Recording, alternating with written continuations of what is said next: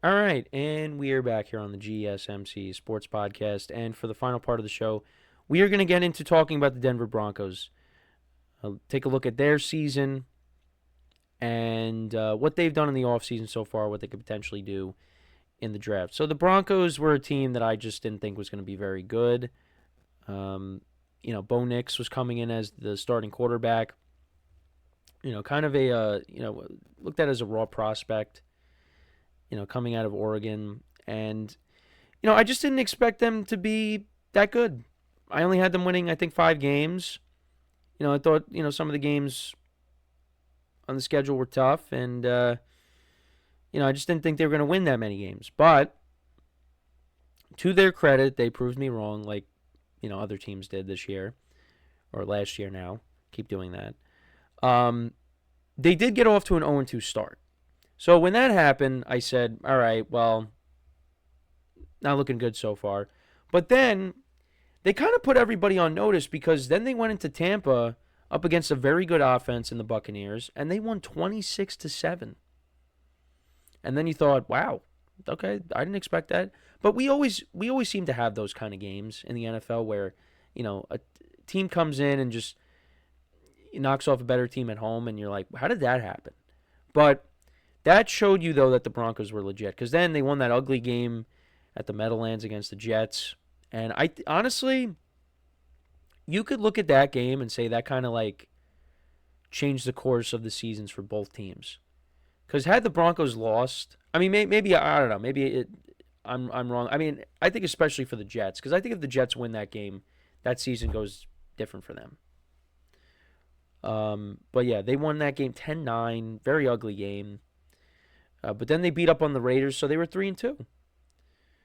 So they were looking good, but then they lost to the Chargers at home, and they were getting shut out the entire game, and then, came back and,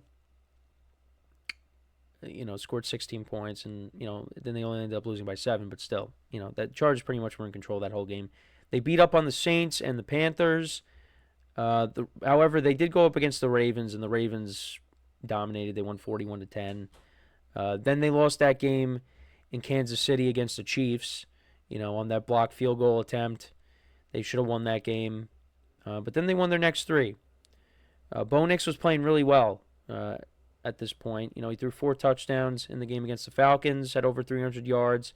They beat the Raiders. He had 2 more. And then against the Browns, he had a touchdown. He had a couple of interceptions. But they won that game off of Jameis, throwing picks. They won 41-32.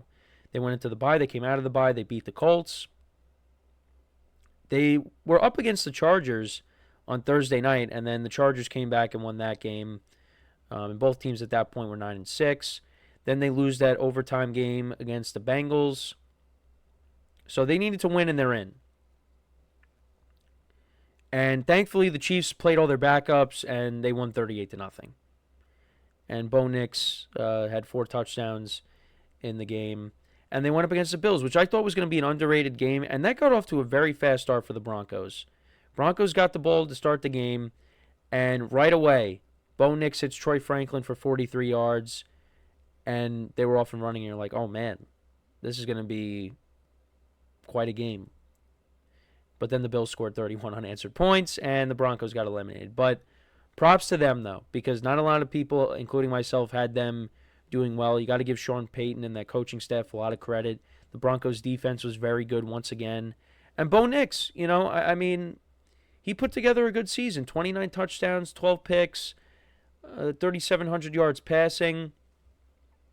Cortland Sutton had a very good season, and he got a contract extension. He had over 1,000 yards. He had 8 touchdowns. Marvin Mims, he made some plays for them this year. He had 6 touchdowns. The Broncos did not run the ball well this year. Their leading rusher was Javonte Williams. He had 513 yards rushing and 4 touchdowns. That's not good. He's no longer with them. He's now with the Cowboys. Jaleel McLaughlin had 496. Bo Nix actually had 430 yards on the ground and 4 touchdowns. Ardrick Estime, he had 310 yards rushing and 2 touchdowns. Defensively, like I said, the Broncos, they were a good defense. Jonathan Cooper had 10.5 sacks. Zach Allen had 8.5 sacks. Nick Bonito had 13.5 sacks. They got after the quarterback. John Franklin Myers, who the Jets missed He had 7 sacks on the season. Patrick Surtain, 4 interceptions on the year. One of them was a pick six. That was against the Raiders, and he won. He won Defensive Player of the Year. Broncos defense was very good. Was very good in 2024. And looking at the specifics of their 2 units, offense and defense. So the offense ranked 19th in total yards per game, 20th in passing yards per game, and then rushing yards per game, they were still 16th. But again, the offensive line was not the offensive line. The running game to me was still not great. They got to improve on that. Running back could be a position that they do address in the draft. The offensive line was ranked in the top 10. So, they did a good job at, protecting Bo Nix. Broncos allowed a sack percentage of 3.7%, ranking 15th in the league. The Broncos' passing completion percentage was 66.27, ranking 11th, while their yards per pass was 6.7, ranking 24th. The Broncos had 471, or that was like their average, I guess. Actually, I don't know what these stats that I have here are. But looking at their defense, though, their defense, very good. 3rd in points allowed, 18.3 points per game, 7th in yards allowed, 8th in takeaways, and 1st in sacks. They had 63 sacks on the year. And this defense could be even better. Their defense allowed an average of 18.3 points per game. We just said that already. But, they got after the quarterback. They got after the quarterback, and you need that. Looking at their offseason, I was a big fan of what they've done. They signed 2 49ers players, Intelinu Ufanga, 3-year contract, and they also signed Dre Greenlaw, adding him to the linebacking core. They re-signed. Actually, no, did they re-sign or they signed? Where they signed DJ Jones, Matt Parrott. That's an offensive lineman. They signed him to a 2-year contract. They signed Josh Reynolds to a 2-year contract. And Evan Ingram. I was a big fan of the Evan Ingram signing. That's going to help out that offense. But what are the Broncos going to do in the draft? It's going to be interesting. I think offense could be what they address in this draft first, because the defense, it was a very strong unit last year. Right now, the Broncos will be picking 20th.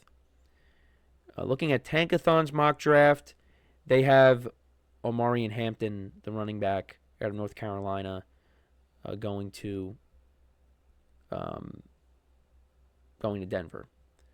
So I could see that. I think they go offense in this draft. We'll see. Obviously they'll address some, defensive positions in the draft, but I do think, offense is going to be their first pick. And, we'll see what Bo Nix does in year 2. I think he can only get even better. He surprised me last year with how he did. But, again, that's a credit to Sean Payton. Sean Payton got his guy, and, Bo Nix has got to, take another step forward in year 2. But the Broncos are going to be a good team next year, I would imagine. They got this young team, and, it's about time the Broncos were a good team again, because, the last time they made the playoffs was when they won the Super Bowl back in 2015. Second time we've mentioned the year 2015 in this show today. But, give them a lot of credit. It's only up from here. They play in a tough division, obviously, with the Chiefs. They could have swept the Chiefs last year, had that field goal not have gotten blocked. But look, if they can improve the running game, I think is where they're going to address that. They're going to address that in the draft. Maybe you see them add another receiver at some point, but you got Cortland Sutton there, Evan Ingram they brought in, Marvin Mims, he could take it an even bigger step forward. And then I guess you just continue to build out your roster, add more depth on the defense if you have to, and what have you. So, but yeah, that's my season overview on the Broncos. They finished in second place in the AFC West, and now they're hoping that they could take another step forward. Actually, no, they finished in third place. But that's where we're at. That's where we're at. So, you know, they could be they could be a dangerous team next year again. So, but yeah, that's pretty much it for the show for today. Thank you guys for tuning in. Make sure to check out all the other shows as well. Make sure to leave a like, comment, and subscribe to our videos as well. We greatly appreciate it. And yeah, so tomorrow is the final season overview that we will cover, and it's the Kansas City Chiefs. And then we're done. And then we got to figure out how we wrap up our shows now. So, yeah, no, again, appreciate you guys tuning in. And, yeah, enjoy the national championship game tonight. That is on. I mean, it's on pretty late. I mean, obviously, I will be locked into that. We will open up the show talking about that tomorrow. But, yeah, so it's at 8:50 p.m. Eastern Time. Houston is a 1-point underdog in the game. Both teams have the same record, 35-4 on the year. And like I said, I got Florida winning a close game here. So we'll see. We'll see what happens. But yeah, appreciate you guys always supporting the shows. And we'll be back again tomorrow. So as always, I'm your host, Kenneth Grunfelder, signing off from the GSMC Sports Podcast, brought to you by the GSMC Sports Network. Have a good day. Enjoy the national championship game tonight if you watch it. And I will talk to you guys tomorrow. Take care.